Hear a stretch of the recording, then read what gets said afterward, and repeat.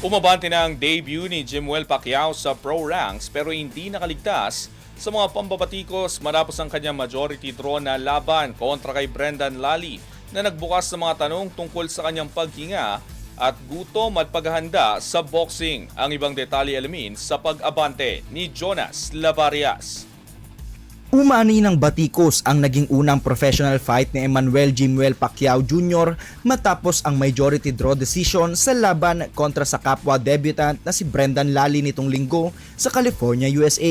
Sa kanyang post sa X, pinuna ni dating WBO Junior Lightweight Champion na Jamel Herring ang ipinakitang gutom at determinasyon ng anak ni Manny Pacquiao. Ayon sa kanya, habang pinapanood niya ang laban ay napansin niyang mas naging mahirap ito kaysa sa inaasahan para sa unang pagsabak sa pro ranks. Binanggit umano ni Herring na sumasalamin sa laban kung bakit madalas tawaging pang mahirap na sport ang boxing dahil aniya mas matinding gutom at kalamangan ang dala ng mga boksingerong nagmula sa ibaba. Dagdag pa ni Herring, kapag lumaki ang isang boksingero sa kaginhawaan ay hindi nito madadala ang parehong tapang at gigil na bunga ng pagsusumikap para makaahon sa hirap. Nilinaw niyang iginagalang niya ang mag-amang Pacquiao at umaasa siyang magtatagumpay ito, ngunit nag-aalala rin siya na maaaring mapahamak ang binata. Napansin din umano niya ang reaksyon ng mga magulang sa ringside na hindi niya nagustuhan, bagamat naiintindihan niya ang pag-aalala ng mga ito. Samantala, sinabi naman ni Manny Pacquiao sa isang panayam